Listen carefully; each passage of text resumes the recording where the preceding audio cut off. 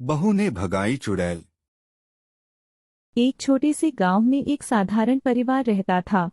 उस परिवार में एक पिता, माता और उनकी एक सुंदर बेटी रीमा थी।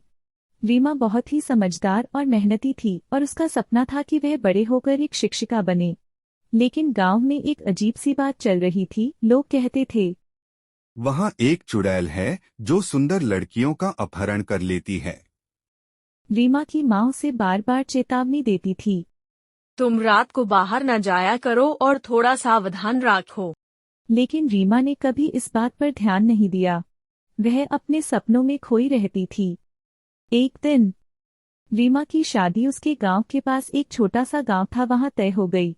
उसका दूल्हा एक अच्छे परिवार से था और सभी खुश थे। लेकिन शादी के दिन जब रीमा अपने ससुराल पहुंची तो वहां कुछ अजीब सा हुआ। शादी के बाद रीमा ने सुना कि उसके ससुराल में भी कुछ रहस्यमय बातें फैली हुई थीं। लोग कहते थे, इस गांव में एक बुढ़िया रहती है जो हर रात गांव की लड़कियों को अपनी ओर खींचती है। रीमा ने सोचा कि यह सब बस अफवाहें हैं और उसने इस पर ध्यान नहीं दिया। एक रात जब रीमा बाथरूम के लिए बाहर गई तो अचानक उसे एक धुंधली आकृति दिखाई दी।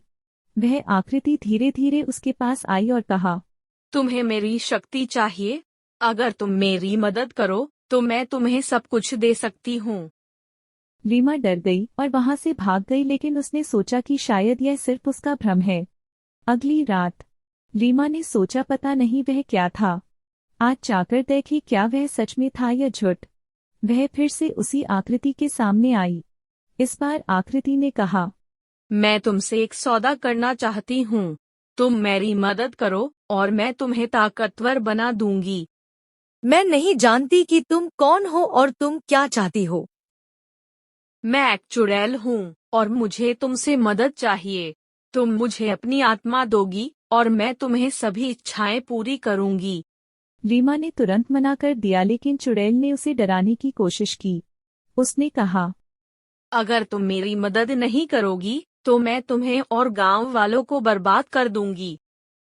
रीमा ने इस बार फैसला किया कि उसे अपने परिवार और गांव को बचाना है।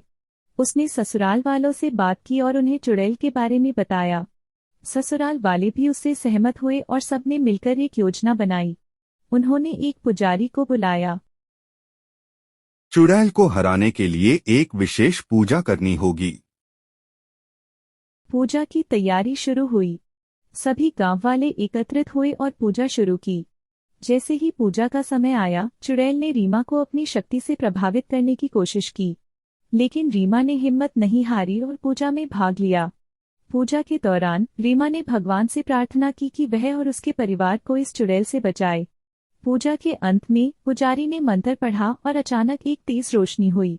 चुड़ैल की आकृति प्रकट हुई, लेकिन इस बार वह कमजोर दिख रही थी।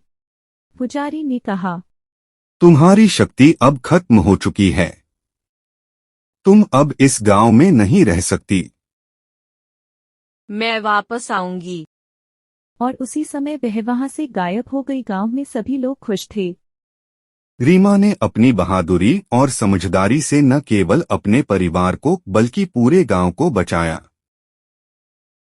उसके बाद उसने अपनी पढ़ाई जारी रखी और एक शिक्षिका बन गई।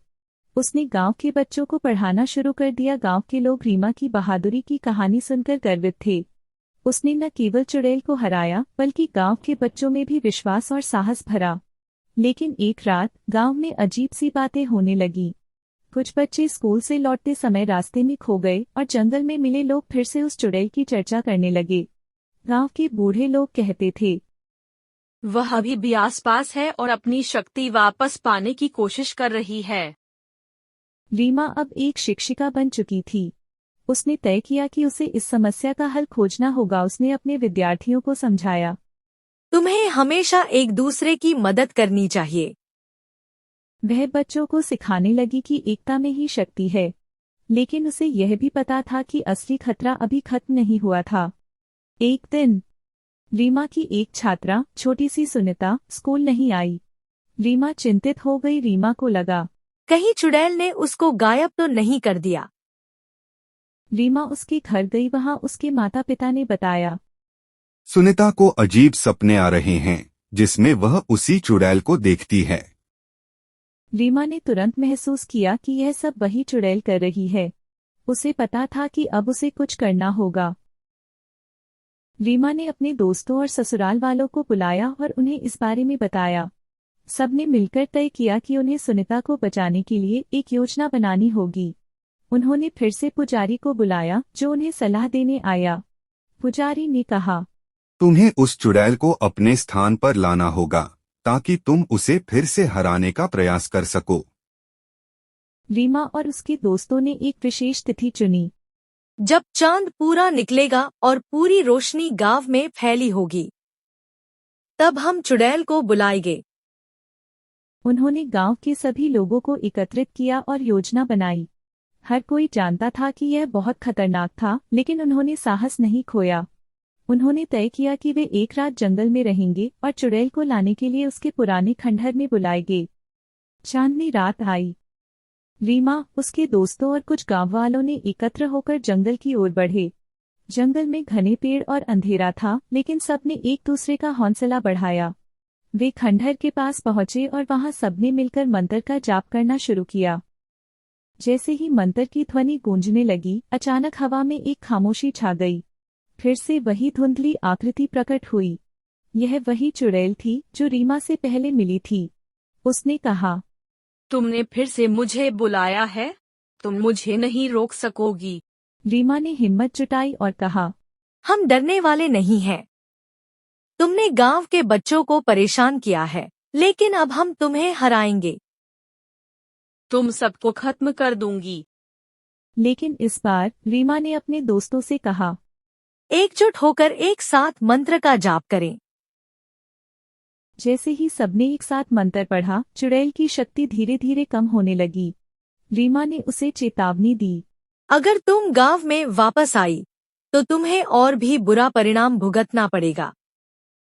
अंत में पुजारी ने विशेष मंत्र पढ़ा और एक तेज रोशनी छा गई। चुड़ैल ने कहा, मुझे छोड़ दो, मैं अब कभी नहीं आऊंगी। और फिर वह धुंध में गायब हो गई। गांव में सभी लोग खुशी से झूम उठे। रीमा और उसके दोस्त सभी गांव वाले सुरक्षित घर वापस आए। रीमा ने सुनीता से कहा, तुमको उससे अब कोई डर नहीं है। सबने मिलकर पार्टी रखी, डांस किया और यह संकल्प लिया कि वे कभी भी डरने वाले नहीं बनेंगे। रीमा ने इस घटना से यह सीखा कि शिक्षा और एकता ही सबसे बड़ी ताकत है। उसने अपने विद्यार्थियों को बताया कि हर समस्या का समाधान हो सकता है, बशर्ते वे एकजुट होकर प्रयास करें। वह गांव में बच्चों को आत्मरक्षा की शिक्षा देने लगी, ताकि वे भी मुश्किल समय में खुद की रक्षा कर सकें। गांव में अब कोई भी डर नहीं रहा। लोग एक दूसरे की मदद करते थे और रीमा की शिक्षाएं सभी के लिए प्रेरणा बनी। उसने न केवल अपने गांव को चुड़ैल से बचाया, बल्कि अपने विद्यार्थियों को भी एक नई दिशा दी। यह कहानी हमें यह सिखाती है कि साहस, एकता और शिक्षा से हम किसी भी मुश्किल का सामना कर सकते हैं।